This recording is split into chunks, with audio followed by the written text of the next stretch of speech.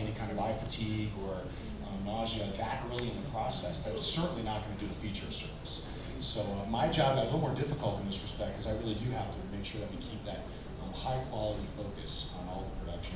And it's the reason we've actually held off on our launch. We actually thought that we wanted to see some of the technology advance and make sure that there was a little bit better of a bedrock for us to work from and reinforcing the technology and the production technique to make sure we're getting really good quality on time.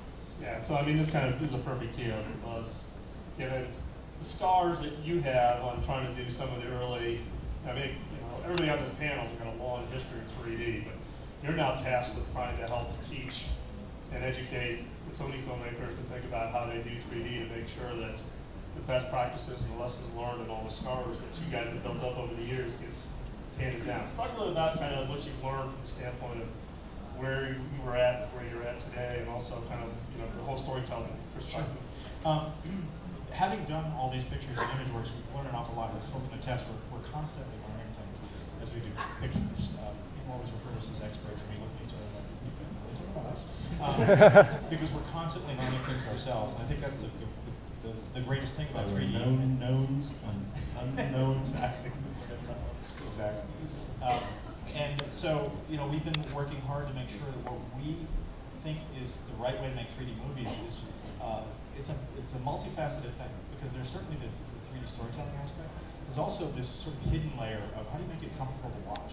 The biggest concern we had in Beowulf was it was a 2-hour movie and it was for grown-ups, which grown-ups tend to experience eye fatigue quicker than kids do. And we had a director who was encouraging us to make it as deep as possible. So a lot of variables to factor in, but I think we've learned a lot. So since then, what we've done is we've crafted a whole course of study that's launching next month in Culver City. We built this center called the 3D Technology Center. It's a Sony corporate entity, but it's for the entire industry to partake of. Because we want to start imparting what we've learned to help people avoid the pitfalls of getting into 3D so that they can make good 3D. Because essentially good 3D helps everybody. If we're all making good 3D, then it makes for better TVs, better Blu-rays, better longevity for the medium. And for those of us who work in it, it is not a gimmick. That's why we're here doing what we do. We're trying to dispel that myth. So I'll just give you a quick overview of the kinds of things that we're going to be covering, because you'll see kind of the depth of what you need to know when you're doing 3D. We're starting our first extensive training with cinematographers in an intensive 4-day course of study that takes them all the way through the entire chain of events that happens, from the concept and fundamental side of how you plan the film to then the fundamentals of how cameras work in a virtual sense, what the production workflow looks like, how they previs these things. And then also we quickly get into the issues of how lighting might be affected in stereo. Now, strictly speaking, the lighting shouldn't be any different for two cameras. It's a technique difference, much like the Greg Toland school of directing the iron frame using lighting rather than what we've gotten used to since the 70s, is using focus.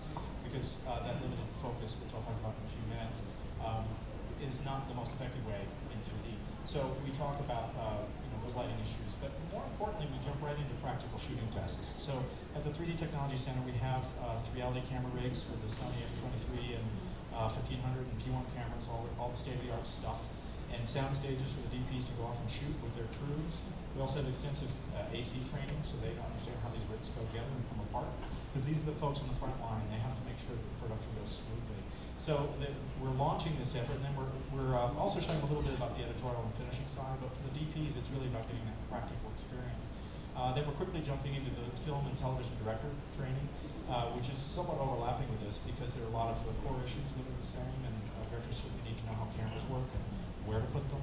It's more about the storytelling aspect, as a lot of folks have alluded to here. It's a very different medium, so it should be treated as such.